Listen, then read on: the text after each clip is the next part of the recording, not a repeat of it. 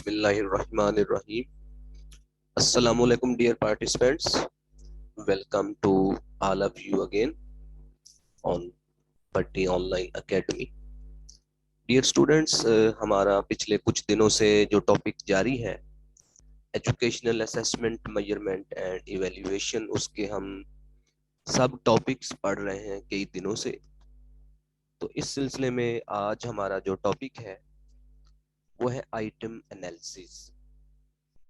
अगरचे मैंने एक दिन पहले भी ये आपको टॉपिक करवाया है, लेकिन उसमें हमने जस्ट इसकी डिफ़िकल्टी वैल्यू देखी थी, लेकिन इसका जो डिस्क्रिमिनेशन इंडेक्स है या इफेक्टिवनेस ऑफ डिस्ट्रैक्टर है वो हम कवर नहीं कर पाए थे। तो आज हम इसको एज ए होल कंप्लीट जो आइटम एनालिसिस है, तो इसमें तीनों चीज़ों को एक साथ ही हम डिस्कस करते हैं। तो सबसे पहले हम ये देखते हैं कि आइटम एनालिसिस होता क्या है। तो ये देखें, इसकी ये डेफिनेशन आपके सामने लिखी हुई आ रही है। Item analysis is actually a statistical technique which is used for selecting and rejecting the items on the basis of difficulty value and discrimination power in a test. ये क्या है जी? एक स्टैटिस्टिकल जो है टेक्निक है जो इस मकसद के लिए इस्तेमाल की जाती है ताकि हम किसी भी आइटम की जो है वो सिलेक्शन या रिजेक्शन के बारे में डिसाइड कर सकें कि हमने किसी आइटम को, आइटम सबसे पहले ये भी आपको मालूम होना चाहिए, बाद स्टूडेंट्स को ये कंफ्यूजन होती है कि आइटम क्या है। Item means test, question. किसी भी टेस्ट में जो क्वेश्चंस होते हैं वो आइटम्स कहलाती हैं। तो जो आइटम एनालिसिस है वो एक स्टैटिस्टिकल टेक्निक है जो ये डिसाइड करने में मदद देती है कि हम इन आइटम्स को या किसी एक आइटम को हमने टेस्ट के लिए सिलेक्ट करना है या रिजेक्ट करना है। और उसके लिए जो चीज बेस का काम देती है वो डिफिकल्टी वैल्यू और डिस्क्रिमिनेशन पावर है। यानी कि डिफिकल्टी वैल्यू और डिस्क्रिमिनेशन पावर मालूम करने के बाद हम किसी भी टेस्ट के लिए कोई आइटम सिलेक्ट करते हैं या फिर रिजेक्ट कर देते हैं। इसके अलावा ये इफेक्टिवनेस ऑफ द डिस्ट्रैक्टर भी जो है आइटम एनालिसिस के लिए सूटेबल होता है। इससे मतलब ये इसको भी आप कंसीडर कर सकते हैं आइटम एनालिसिस के अंदर ही। तो यू कैन से कि there are three things in item analysis. One is difficulty value, and the second is discrimination power, and the third one is effectiveness of distractor. तो अब हम नेक्स्ट स्लाइड्स पर one by one in तीनों को detail से पढ़ते हैं। सबसे पहले अभी हमने आइटम एनालिसिस की जो है डेफिनेशन देख ली। तो अब हमने ये देखना है कि आइटम एनालिसिस का पर्पस क्या है, किस मकसद के लिए हम आइटम एनालिसिस करते हैं। तो ये 3-4 पॉइंट्स अगरचे मैंने लिखे हैं, मेन पॉइंट्स, लेकिन इसके अलावा इसके और भी पॉइंट्स बन सकते हैं। Number 1, to select most suitable items for the final draft of a test. यानी कि आप आइटम एनालिसिस इसलिए करते हैं ताकि आपका जो फाइनल ड्राफ्ट है, फाइनल जो टेस्ट कंस्ट्रक्ट होगा, उसके लिए आप मोस्ट सूटेबल आइटम्स जो हैं या मोस्ट अप्रोप्रिएट जो आइटम्स हैं उनको आप सिलेक्ट कर सकें। सेकंड है कि to know the difficulty value of a test. पूरे टेस्ट की जो डिफिकल्टी वैल्यू है वो भी आप जान सकें। To know the discrimination power, to differentiate between the high achievers and the low achievers. High achievers और लो अचीवर्स के दरमियान डिस्क्रिमिनेट करने के लिए डिस्क्रिमिनेशन पावर मालूम की जा सके, इस मकसद के लिए भी आइटम एनालिसिस की जाती है। बेसिकली डिस्क्रिमिनेशन पावर या डिस्क्रिमिनेशन इंडेक्स होता ही इस मकसद के लिए है कि आप लो अचीवर्स और हाई अचीवर्स के दरमियान डिस्क्रिमिनेट कर सके। थर्ड आगे है जी, to modify the test items. जब आप डिफिकल्टी वैल्यू मालूम कर लेते हैं कि क्या ये आइटम बहुत ही ज्यादा डिफिकल्ट है या बहुत ही इजी है या मॉडरेट है, तो क्या इसमें कोई चेंज करना है या इसको सिलेक्ट करना है या रिजेक्ट करना है, तो इस बेस पर आप मॉडिफाई कर सकते हैं टेस्ट आइटम्स को। To prepare the final draft properly, easy to difficult. ये चंद एक इसके पर्पस है आइटम एनालिसिस के। और भी हो सकते हैं कि ये टेस्ट कंस्ट्रक्शन में हेल्प आउट करती है, स्टैंडर्डाइज्ड टेस्ट बनाने में आपके लिए बहुत यूजफुल हो जाता है। आइटम एनालिसिस की मदद से स्टैंडर्डाइज्ड टेस्ट बनाना बहुत मतलब आपके लिए हेल्पफुल रहता है। आइटम एनालिसिस स्टैंडर्डाइज्ड टेस्ट बनाने में और भी आप पॉइंट्स बना सकते हैं, आपको मिल सकते हैं लिटरेचर में। तो ये मेन पॉइंट्स जो है 4-5 ये मैंने इधर मेंशन किए हुए पर्पस ऑफ आइटम एनालिसिस में। उसके बाद स्टेप्स ऑफ आइटम एनालिसिस हमने देखना है जी कि आइटम एनालिसिस करते कैसे। नंबर 1 है जी arrange the scores in descending order. Number 2, arrange the 27% of the scores out of the highest scores and 27% scores falling at bottom। यानी कि फॉर एग्जांपल आपके पास 100 स्टूडेंट्स हैं तो उनमें से आपने 27% जो है वो टॉप से ले लेने हैं और 27% जो है वो आपने बॉटम से ले लेने हैं, दरमियान वालों को इग्नोर कर देना है। Count the number of the right answer in the highest group. और हाईएस्ट के जो 27% आपने एक ग्रुप बनाया उसमें आपने देखना है कि कितने लोगों ने राइटली आंसर किया है। आर एच से मुराद rightly answered in the highest group. और इसी तरह आपने काउंट करना है कि लोएस्ट ग्रुप में से कितने लोगों ने राइटली आंसर किया है। R L rightly answered in the lowest group. फिर आपने count the non response examinees, यानी कि वो स्टूडेंट्स उन स्टूडेंट्स को भी काउंट कर ले जिन्होंने कोई आइटम जो है अटेम्प्ट नहीं की। ये जो आइटम एनालिसिस है ये एक एक आइटम की जाती है, मतलब एक एक क्वेश्चन की आइटम एनालिसिस की जाती है। आगे हम एग्जांपल्स में देखेंगे तो मजीद आपकी क्लैरिटी हो जाएगी।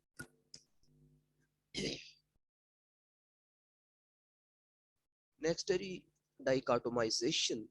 Dichotomization, it is the process of forming higher score group and the lower score group as per the Truman-Caillies method। जैसा कि पीछे अभी हमने पढ़ा है कि 27% आपने हायर ग्रुप में से ले लिए और 27% आपने लोएस्ट ग्रुप में से ले लिए। तो इस तरह की जो आपने ग्रुपिंग की है या फार्मिंग की है इसको डाइकोटोमाइजेशन कहते हैं। और इसको ट्रूमैन कैलेज के मेथड को अमूमन फॉलो किया जाता है, जिसमें 3 तरह के जो हैं वो आगे मैनर्स या वेज बताए हुए हैं। जो आपने वो परसेंटेज सिलेक्ट करनी है हायर ग्रुप में से और इसी तरह लोअर ग्रुप जो है उसमें से। On the basis of obtained scores, we have to consider only the top and bottom percentage in any of the following manner। यानी कि इस दर्ज झैल असूल में से कोई एक तरीका अपनाकर आपने कोई एक असूल अडॉप्ट करके आपने सिर्फ जो टॉप और बॉटम परसेंटेज है वो ही सिलेक्ट करनी है, बाकी को आपने इग्नोर करना है। पहले है consider the top 25% and the bottom 25% and discarding the middle 50 cases. यानी कि फॉर एग्जांपल 100 स्टूडेंट्स है तो उसमें से आपने 25 जो है वो हाईएस्ट ग्रुप में से ले लेने हैं और 25 जो है वो बॉटम ग्रुप में से ले लेने हैं और बाकी जो 50 बच जाएंगे उनको इग्नोर कर देने हैं। इसी तरह दूसरा तरीका जो है कि 33% ले लें टॉप में से और 33 बॉटम में से ले लें और रिमेनिंग जो है 34% उनको आप इग्नोर कर दें। थर्ड है consider the top 27% and bottom 27%, discarding the middle 46 cases. अब अमूमन जो है इसी तरीके को ये जो 27% वाला है अक्सर बुक्स में आपको इसके बारे में इसके अकॉर्डिंग जो है कैलकुलेशन की हुई मिलती है और इसी 27% को ही रिकमेंड किया जाता है मोस्टली कि आपने 27% बॉटम से लेने हैं और 27% जो है आपने हाईएस्ट ग्रुप से लेने हैं और बाकी जो रिमेनिंग है वो आपने इग्नोर कर देने। लेकिन ये जरूरी नहीं कि मैं एक एग्जाम्पल दे रहा हूँ 100 स्टूडेंट्स की, स्टूडेंट्स 50 भी हो सकते हैं 60 भी हो सकते हैं। It depends upon the nature upon the number of the students. जितने मर्जी स्टूडेंट्स हो आपने उसका 27% लेने हैं, 27% from the lowest group and 27% from the highest group. तो ये एज ए एग्जाम्पल जो है वो मैं इधर 100 की बात कर रहा हूँ। अब हमने देखना है कि item analysis is usually done for both the difficulty value and the discrimination power. इससे पहले अभी तक हमने ये देखा है आइटम एनालिसिस होती क्या है, उसकी कैरेक्टरिस्टिक्स क्या है, पर्पस क्या है और उनके स्टेप्स क्या है। अब ये देखना है कि आइटम एनालिसिस में आमतौर पर दो चीजों को मद्देनजर रखा जाता है, अगरचे एक तीसरी जो मैंने शुरू में बताई है वो भी है इफेक्टिवनेस ऑफ द डिस्ट्रैक्ट। तो पहली चीज है जी डिफिकल्टी वैल्यू। पहले क्या है, difficulty value DV and discrimination power DM. अब हमने इन दोनों को देखना है, डिफिकल्टी वैल्यू क्या है और डिफिकल्टी वैल्यू हम कैसे मालूम करते हैं, और डिस्क्रिमिनेशन पावर क्या है और डिस्क्रिमिनेशन पावर हम कैसे मालूम करते हैं। उसके बाद लास्ट में हम देखेंगे इफेक्टिवनेस ऑफ डिस्ट्रैक्टर। अब ये देखिए ये डिफिकल्टी वैल्यू क्या है। The difficulty value of an item is defined as the proportion or percentage of examinees who have answered the item correctly। यानी कि जो डिफिकल्टी वैल्यू है उससे मुराद ये है कि डिफिकल्टी वैल्यू को इस तरह डिफाइन किया जाता है कि ये एक ऐसा प्रोसेस है जो आपको बताता है कि एग्जामिनीज की कितने परसेंटेज एग्जामिनीज जो हैं या उनकी प्रोपोर्शन जो है उन्होंने किसी भी आइटम को करेक्टली आंसर किया है, कितने फीसद जो कैंडिडेट्स हैं या एग्जामिनीज हैं उन्होंने किसी आइटम को करेक्टली या राइटली आंसर किया है। तो वो एग्जामिनीज का परसेंटेज या प्रोपोर्शन बताती है। डिफिकल्टी वैल्यू से हमें पता चलता है कि कोई भी आइटम जो है वो कितनी डिफिकल्ट है या कितनी इजी है। क्या वो बहुत ही इजी है या बहुत डिफिकल्ट है या मॉडरेट है। तो ये सारी चीजें हमें डिफिकल्टी वैल्यू से पता चलती है। अब formula to know the difficulty value, ये देखिए फार्मूला जो है वो है जी dv is equal to R H plus R L. आगे ये आप कह सकते हैं कि ओवर या divided by N H plus N L. अब इन सारी नोटेशंस को हम नीचे देख लेते हैं जो मैंने एक्सप्लेन किया हुआ है। आर एच इधर देखें, are H plus R L. Are H से क्या मुराद है, rightly answered in the highest group. यानी कि हाईएस्ट ग्रुप में से वो जो 27% है उनमें से कितनों ने राइटली आंसर किया हुआ है वो जाहिर कर रहे हैं आर एच से हम। इसी तरह R L rightly answered in the lowest group, यानी कि लोएस्ट वाला जो 27% का जो ग्रुप था उसमें से कितनों ने राइटली आंसर किया हुआ है। उसके बाद N H number of examinees in highest group, और फिर N L number of examinees in lowest group. ये दोनों के नंबर सेम सेम होते हैं, मसलन दोनों के हमने रख लिए हैं 27%। तो ये एन एच भी 27% होगा और एन एल भी 27 होगा, दोनों में 27 आएंगे।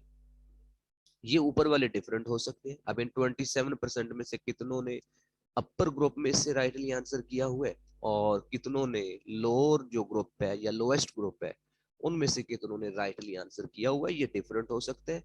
लेकिन एन एच और एन एल जो है वो दोनों का सेम सेम होगा, इक्वल होगा 27। फिर उसके बाद number of non response examinees, यानी कि वो स्टूडेंट्स या एग्जामिनीज या कैंडिडेट्स जिन्होंने कोई भी ऑप्शन जो है किसी भी क्वेश्चन को अटेम्प्ट नहीं किया, किसी एक आइटम को हो सकता है किसी ने अटेम्प्ट ही ना किया हो, उन्होंने छोड़ दिया हो, तो उनको भी आपने काउंट कर लेना है। ये वाला जो फार्मूला है ये वैसे इस चीज से हट कर है, इससे ऊपर ऊपर का फार्मूला इसके लिए नहीं। अगर बाज़ औक़ात ऐसा होता है कि कोई भी स्टूडेंट ऐसा नहीं होता कि उस उन्होंने कोई क्वेश्चन या कोई आइटम छोड़ी हो, अटेम्प्ट ना की हो, सारों ने अटेम्प्ट की होती है। तो जब सारों ने अटेम्प्ट की हुई है यानी कि number of non response examinee 0 है, तो तब ये फार्मूला है। अगर ये होंगे कोई 2 4 1 तो उसके लिए आगे अगले पेज पर फार्मूला आएगा, वो बता। अब हम यहाँ पर कैलकुलेट करते हैं जी डिफिकल्टी वैल्यू हम मालूम कैसे करते हैं। फॉर एग्जांपल ये एक क्वेश्चन है, जैसा कि मैंने पहले बताया है कि आइटम एनालिसिस जो है वो एक एक आइटम की एक एक क्वेश्चन की जाती है। फॉर एग्जांपल ये क्वेश्चन नंबर 1 है, तो इसमें देखें कि 27% हमने ले लिए हाई अचीवर्स में से और 27 ये क्वेश्चन नंबर 1 है। सपोज हमारे पास 100 स्टूडेंट्स है, उनमें से हमने 27% ले लिए हाई अचीवर्स में से और 27% हमने ले लिए लो अचीवर्स में से। ये कितने हो गए जी? ये 54 हो गए। और ये ऑप्शन है हमारे पास ABCD। और आगे जो है नॉट अटेम्प्टेड या ओमिटेड, यानी कि वो कितने स्टूडेंट्स हैं जिन्होंने कोई भी मतलब वो कितने स्टूडेंट्स हैं जिन्होंने इस आइटम को अटेम्प्ट ही नहीं किया, वो 0 है। अब आप ये देखें जी, 27 from the higher achievers and the 27 from low achievers. हमारा जो ऑप्शन बी है, B is suppose to be a correct option. इस एग्जांपल में मैंने बी को करेक्ट ऑप्शन कंसीडर किया हुआ है। तो अब आप देखें कि 27 में से जो 3 है उन्होंने ए को टेक किया हुआ है। हाई अचीवर्स की हम बात कर रहे हैं, ये हम हाई अचीवर्स की बात कर रहे हैं कि हाई अचीवर्स में से हाई अचीवर्स के जो 27 है, 27% मीन्स 27, 100 की जब हम बात कर रहे हैं तो 100 में का जो 27% है वो 27 ही बनेगा।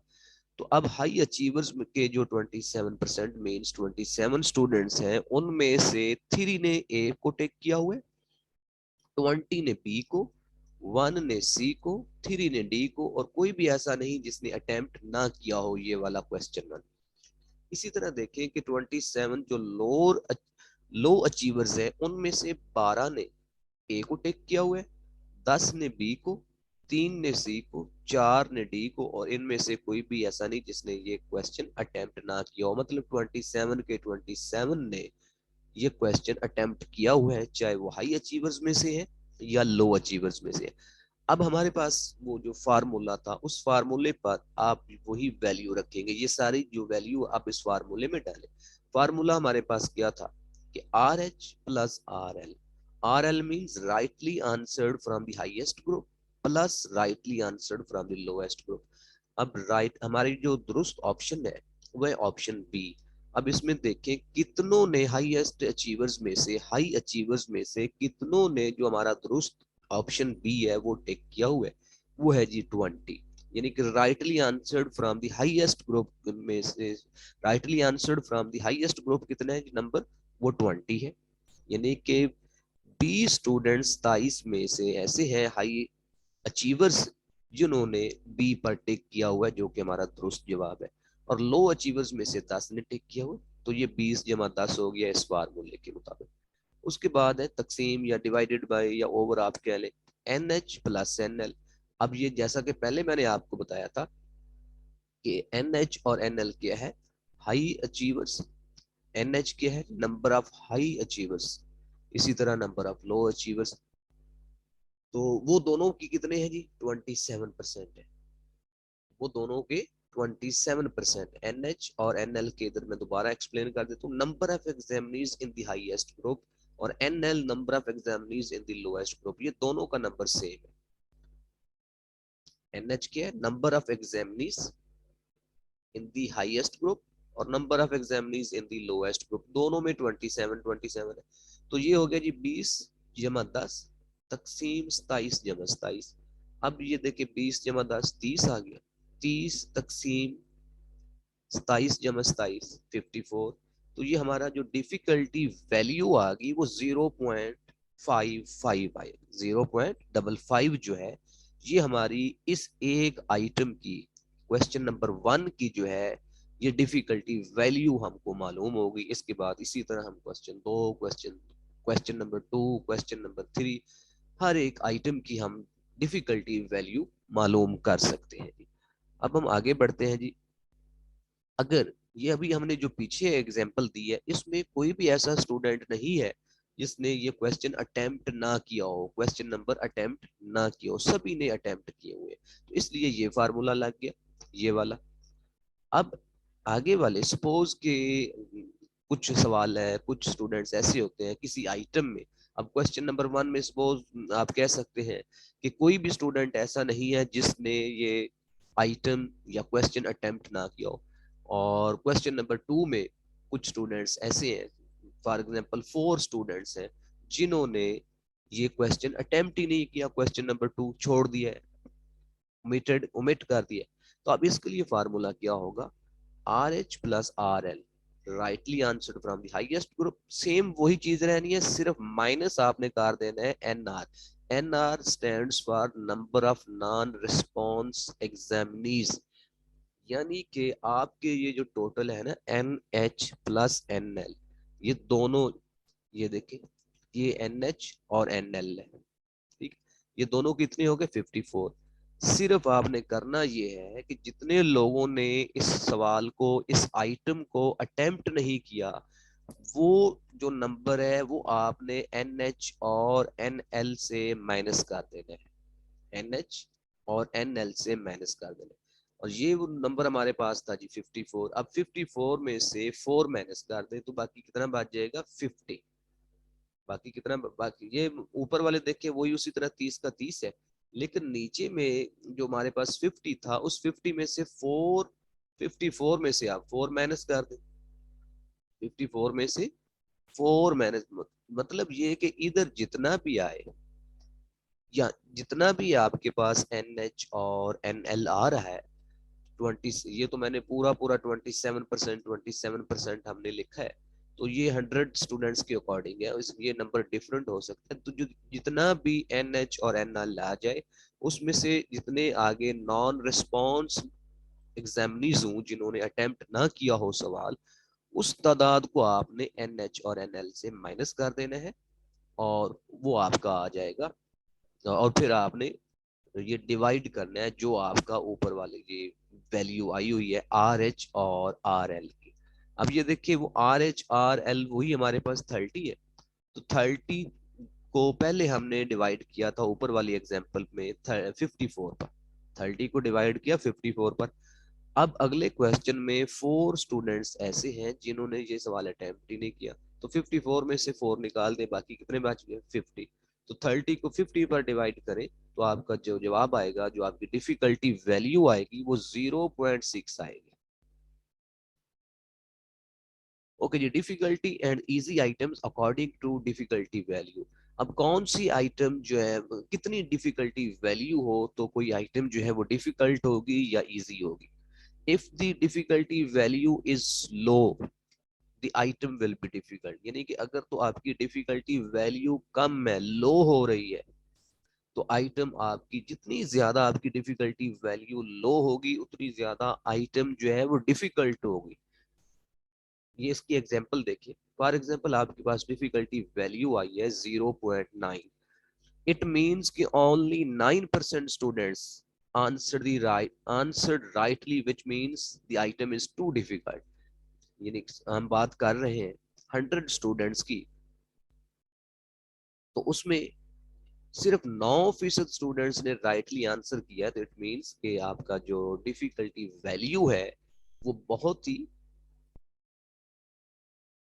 लो है, और जब डिफिकल्टी वैल्यू लो होगी तो आइटम डिफिकल्ट होगी। इसी तरह अगर आपकी डिफिकल्टी वैल्यू इंक्रीज होती जा रही है, हाई होती जा रही है, तो आपका जो आइटम है, क्वेश्चन है, वो बहुत इजी होगा। If the difficulty value is high then the item will be easy. इसकी एग्जांपल देखिए, फॉर एग्जांपल आपके पास डिफिकल्टी वैल्यू जो है वो 0.87 है, इट मींस कि 87% students answered rightly, so the test item is too easy. यानी कि आप 100 में से 87 ने दुरुस्त जवाब दे दिया, तो डिफिकल्टी वैल्यू जो है वो बहुत ही हाई होगी, इट मींस टेस्ट बहुत ही इजी है, सॉरी जो आइटम है वो बहुत ही इजी है। Note, difficulty value ranges from 0 to 100%। जो डिफिकल्टी वैल्यू होती है वो 0 से 100% के दरमियान रेंज करती है।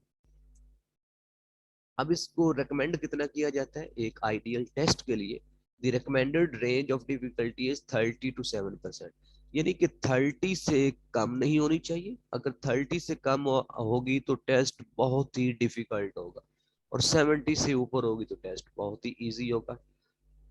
तो तो इसमें क्या देखा जाता है कि टेस्ट या टेस्ट आइटम जो है ना तो बहुत इजी हो और ना ही बहुत मुश्किल हो, तो ये चीज रिकमेंड की जाती है कि आपकी डिफिकल्टी वैल्यू जो है वो 30 से 70% होनी चाहिए।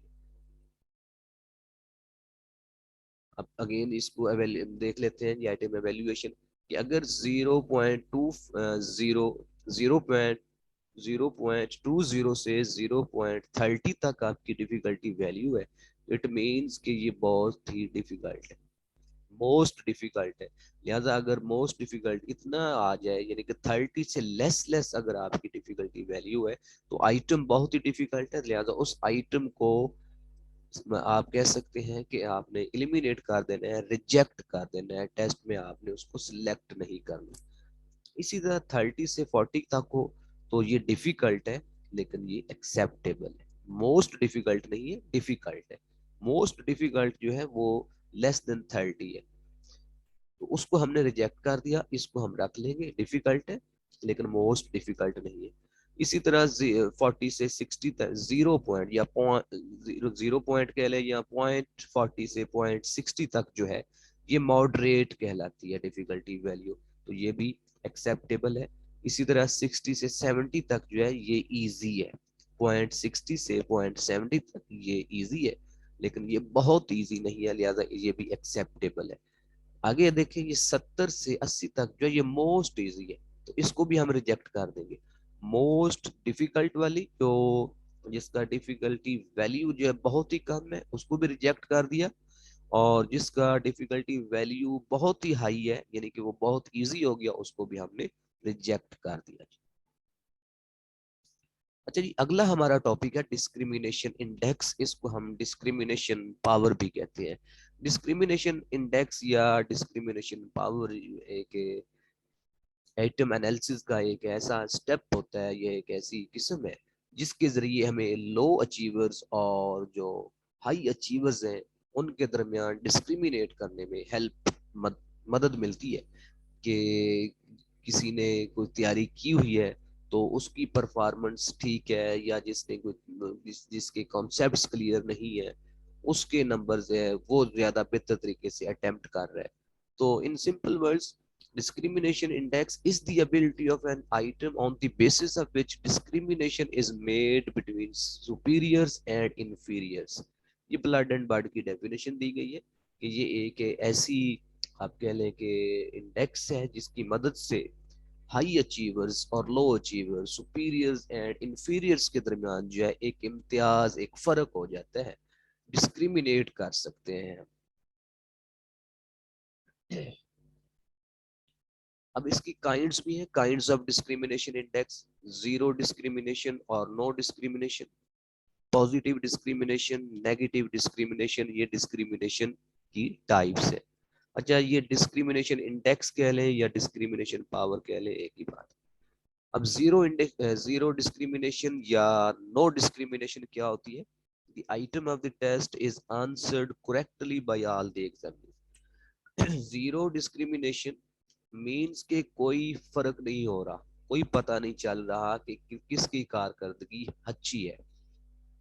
वो तब होता है कि जब तमाम जो एग्जामिनीज हैं उन तमाम के तमाम ने, यानी कि हाई अचीवर्स के जो 27% है उन्होंने भी, और जो लो अचीवर्स के 27% है उन्होंने भी, सारों के सारों ने करेक्ट आंसर किया हुआ हो, तो कोई हम डिस्क्रिमिनेट नहीं कर सकते। इसी तरह N item is not answered correctly by any of the examinees, और उसके बिल्कुल अपोजिट कि अगर 27% फ्रॉम हायर अचीवर्स और फ्रॉम द लोअर अचीवर्स जो 27% है, वो कोई भी इस आइटम को राइटली आंसर ना कर सके, तो तब भी ये जीरो डिस्क्रिमिनेशन होती है। तो इससे क्या मालूम हुआ कि जीरो डिस्क्रिमिनेशन या नो डिस्क्रिमिनेशन कब होती है? कि जब या तो सारे ही कैंडिडेट्स, सारे ही examinees both from the high achievers and low achievers वो राइटली आंसर कर दें, या फिर दोनों ग्रुप्स में से कोई भी आइटम को करेक्टली आंसर ना कर सके, तो तब वो जीरो डिस्क्रिमिनेशन होगी। अब पॉजिटिव डिस्क्रिमिनेशन क्या होती है? An item is correctly answered by the superiors and is not answered correctly by the inferiors. यानी कि जो हाई अचीवर्स हैं वो तो इसको राइटली आंसर कर दें, लेकिन जो लो अचीवर्स हैं या इंफीरियर्स हैं वो राइटली आंसर ना कर सकें, तो ये पॉजिटिव डिस्क्रिमिनेशन होती है। नेगेटिव डिस्क्रिमिनेशन ऊपर हमने पहली जो किस्म पढ़ी है वो जीरो डिस्क्रिमिनेशन या नो डिस्क्रिमिनेशन है, उसके बाद पॉजिटिव, और आगे जो है वो negative discrimination. An item is correctly answered by the inferiors and is not answered correctly by the superiors। यानी कि पॉजिटिव में क्या होता है कि वहां पर हाई अचीवर्स राइटली आंसर करते हैं और लो अचीवर्स या इंफीरियर्स जो होते हैं वो राइटली आंसर नहीं कर सकते, वो पॉजिटिव होती है।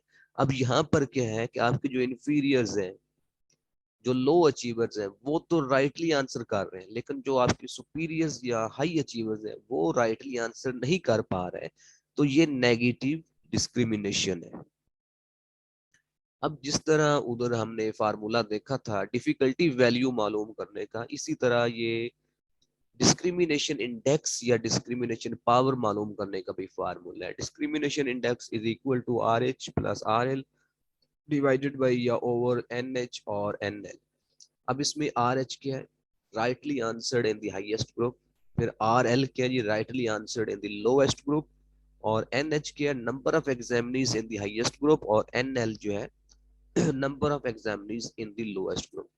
ये सारी नोटेशंस वही है, सिर्फ ये है कि यहाँ पर आपने हाई अचीवर्स जो है, उन जितने हाई अचीवर्स हैं 27%, जितनों ने राइटली आंसर किया है उसमें से माइनस कर देने हैं जो लो अचीवर्स हैं उनमें से जितनों ने राइटली आंसर किया है, और फिर उसको डिवाइड कर देना है इस चीज पर।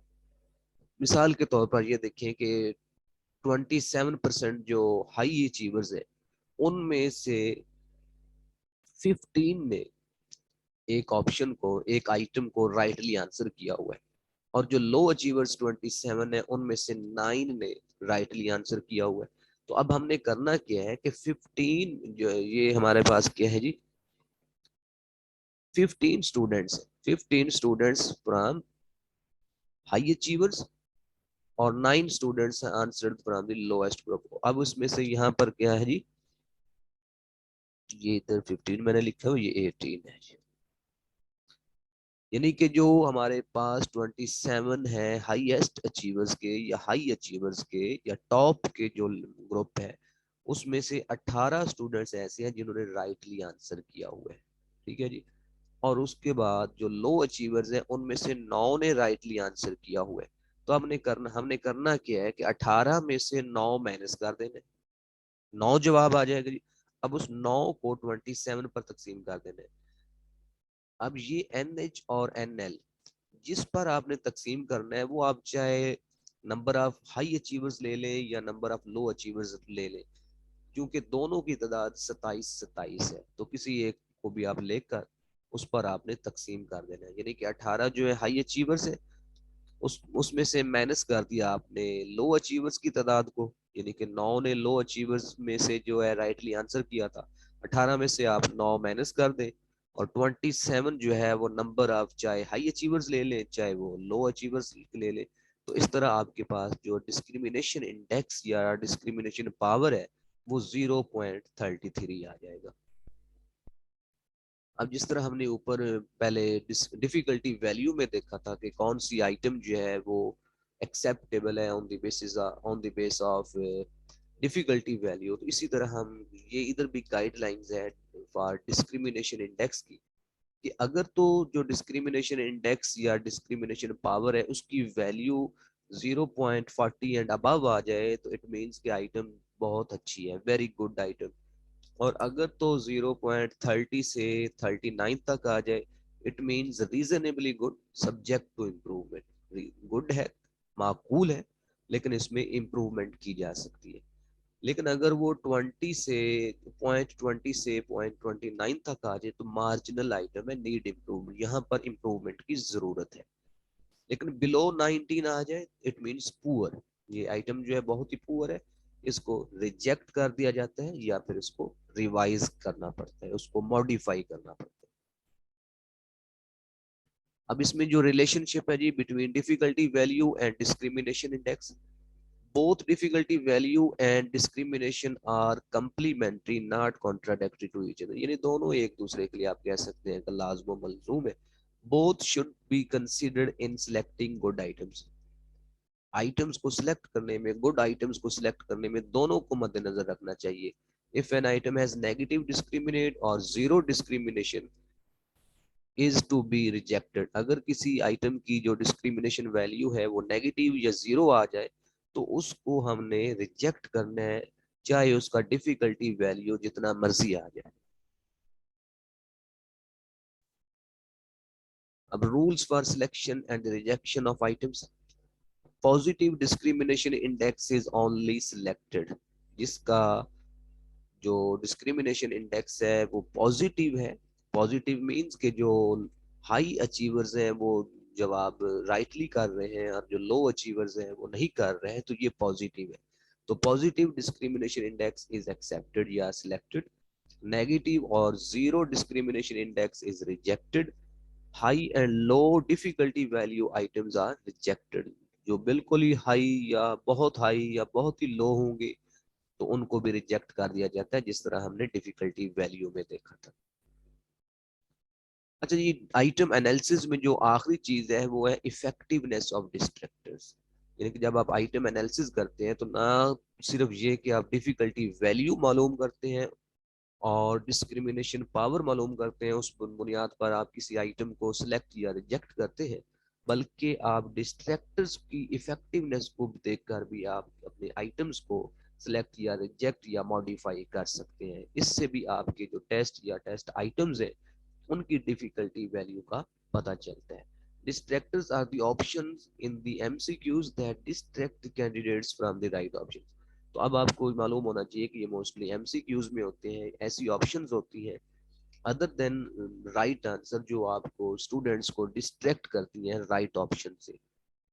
अच्छा, ये जो गुड डिस्ट्रैक्टर होता है उसकी कैरेक्टरिस्टिक्स क्या होती है जी?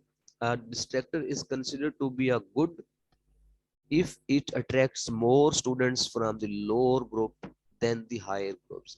अच्छा जो डिस्ट्रैक्टर है वो वाला डिस्ट्रैक्टर होता है जो लोअर जो ग्रुप में स्टूडेंट्स है उनको ज्यादा अट्रैक्ट करता है, बजाय इसके कि वो हाई अचीवर्स को अट्रैक्ट करे। अब ये एक एग्जांपल है जी।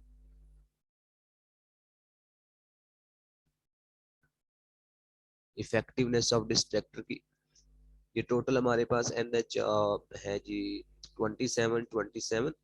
इसमें से आप सपोज कर लें कि हमारा जो ए ऑप्शन है ये वाला, ए जो है वो करेक्ट आंसर है, एक करेक्ट ऑप्शन है, यानी कि आंसर है की है। 27 टोटल स्टूडेंट्स है, हाई अचीवर्स के भी और लो अचीवर्स के भी 27 है। अब हमारे पास राइट ऑप्शन क्या है जी, वो ए है। तो 27 फ्रॉम द जो अपर्स है उस 27 में से 15 ने ए पर क्लिक किया है, टिक किया है, और 8 ने बी पर, 0 ने सी पर, 2 ने डी पर और 3 ने ई पर। ये बाकी सारे डिस्ट्रैक्टर है। ए वाला जो है वो दुरुस्त जवाब है। इसी तरह जो 27 है लोअर ग्रुप में उसमें से 8 ने ए पर क्लिक किया है, 3 ने बी पर, 0 ने सी पर, 10 ने डी पर और 9 ने 3 पर। अब आपने देखना है कि कौन सा जो डिस्ट्रैक्टर है, ये तो आप कह देना ये तो जवाब हो गया, ये जवाब है, ठीक है। अब ये देखें जो ऑप्शन बी है उसमें से देखें कि जो हाई अचीवर्स हैं उसमें ये एक डिस्ट्रैक्टर है, राइट आंसर मींस ये नहीं है। अब जो आपके टॉप के या अपर ग्रुप के जो 27 है उसमें से 8 ने बी पर टिक किया हुआ है और 3 ने सी पर टिक किया। इससे क्या जाहिर हो रहा है कि ये बी जो ऑप्शन है या डिस्ट्रैक्टर है ये अपर ग्रुप को ज्यादा अट्रैक्ट कर रहा है, और लोअर जो ग्रुप है या लो अचीवर्स या इंफीरियर्स जो है उनको कम अट्रैक्ट कर रहे हैं। तो इससे ये साबित हुआ कि ये डिस्ट्रैक्टर जो है इफेक्टिव नहीं है, इसको मॉडिफाई करने की जरूरत है। इसी तरह आगे देखें जो ऑप्शन सी है जो ये वाला डिस्ट्रैक्टर है, तो इसमें तो बिल्कुल किसी भी जो ग्रुप में से स्टूडेंट ने इसको अटेम्प्ट नहीं किया, ना तो किसी स्टूडेंट ने हायर ग्रुप में से इसको अटेम्प्ट किया है, सिलेक्ट किया है, और ना ही लो ग्रुप में से किसी ने, यानी कि सुपीरियर और इन्फीरियर किसी ने भी इस ऑप्शन को सिलेक्ट नहीं किया। मतलब ये कि ये स्टूडेंट्स को वाजे पता चल रहा है कि ये तो बिल्कुल ही जवाब हो ही नहीं सकता। तो ये इंतहाई पुअर डिस्ट्रैक्टर है, इसको भी बिल्कुल रिजेक्ट करने की जरूरत है। इस किस्म के डिस्ट्रैक्टर जो है वो शामिल नहीं होने चाहिए। डिस्ट्रैक्टर्स ऐसे होने चाहिए, वो प्लाजिबल इसको बोलते हैं, कि वो सारे स्टूडेंट्स को अट्रैक्ट कर रहे हो। ये नहीं कि वो उसमें क्लैरिटी हो कि वो उसको बिल्कुल ही एलिमिनेट कर दे। तो अब इससे क्या है कि इससे इस ऑप्शन को, इस डिस्ट्रैक्टर को चेंज करने की जरूरत है। रिजेक्ट कर इसे, इसको तो बिल्कुल रिजेक्ट कर दिया जाएगा, इसको मॉडिफाई करने की जरूरत है। आगे देखिए ऑप्शन डी में देखिए कि दो स्टूडेंट्स जो हैं हाई ग्रुप में से, दो स्टूडेंट्स हाई ग्रुप में से ऐसे हैं जिन्होंने डी डिस्ट्रैक्टर को टेक किया है, और 10 ऐसे हैं जिन्होंने लो में से टेक किया है। अब ये वाला डिस्ट्रैक्टर जो है ये ठीक है, ये रीजनेबल है, ये इफेक्टिव है, क्योंकि एक अच्छे डिस्ट्रैक्टर की हमने क्वालिटी ये देखी कि जो लो अचीवर्स हैं या जो इंफीरियर्स हैं उनको वो ज्यादा अट्रैक्ट करते हैं। तो इसमें देखें 10 जो है ये लो ग्रुप में या इंफीरियर्स में से उनको अट्रैक्ट कर रहा है, ये बहुत ही रीजनेबल है जी। उसके बाद देखें ऑप्शन जो ई है या डिस्ट्रैक्टर जो ई है, उसमें हाई ग्रुप में से 3 ने टिक किया है इस ऑप्शन को, इस डिस्ट्रैक्टर को, और लो ग्रुप में से 9 ने किया है। तो ये भी किसी हद तक ये भी ठीक है, एक्सेप्टेबल है, क्योंकि इसमें भी ज्यादा तादाद जो है वो लो अचीवर्स की है, और एक अच्छे डिस्ट्रैक्टर की क्वालिटी यही है कि वो लो अचीवर्स को ज्यादा अट्रैक्ट करता है। तो इससे आपको जो इफेक्टिवनेस ऑफ डिस्ट्रैक्टर्स है वो जांचने का पता चल गया होगा जी। आगे जो है सेल्फ असेसमेंट है। अब उसी चार्ट की बदौलत find the difficulty value and discrimination value. अब आपने करना ये है, आपके लिए ये एक असाइनमेंट है कि ये आपके पास वैल्यूज गिवन है, इन वैल्यूज की बदौलत पीछे सारे जो है इन वैल्यूज की बिना पर आपने इस आइटम की डिफिकल्टी वैल्यू और डिस्क्रिमिनेशन पावर मालूम करना है जी। पीछे मैंने आपको सारा समझाया हुआ है कि डिफिकल्टी वैल्यू क्या है और डिफिकल्टी वैल्यू मालूम करने का फार्मूला क्या है। इसी तरह डिस्क्रिमिनेशन पावर क्या है या डिस्क्रिमिनेशन इंडेक्स क्या है, और डिस्क्रिमिनेशन इंडेक्स या डिस्क्रिमिनेशन पावर मालूम करने का फार्मूला क्या है। तो वो दोनों चीज फार्मूले अप्लाई करते हुए आपके पास ये वैल्यूज गिवन है, इनमें से आपने, ये एक टेस्ट आइटम है, इस टेस्ट आइटम की आपने डिफिकल्टी वैल्यू भी मालूम करनी है, और इसकी जो डिस्क्रिमिनेशन इंडेक्स या डिस्क्रिमिनेशन पावर जो है वो भी आपने फाइंड करनी है, आपको जो फार्मूले दिए गए हैं पीछे। ओके जी, आज हमारा ये एक मेन टॉपिक जो है कंप्लीट हुआ है, आइटम एनालिसिस, जिसमें हमने 3 चीजें आइटम एनालिसिस के अंडर कवर की हैं: डिफिकल्टी वैल्यू, डिस्क्रिमिनेशन पावर या डिस्क्रिमिनेशन इंडेक्स, और इफेक्टिवनेस ऑफ डिस्ट्रैक्टर। तो इसके साथ ही हमारा आज का ये सेशन जो है इख्तिताम पजीर होता है। इंशाल्लाह मंडे वाले दिन जो है हमारा जो है एक नया टॉपिक है, एजुकेशनल साइकोलॉजी जो है वो स्टार्ट होगा जी। टिल देन ओके जी, अल्लाह हाफिज।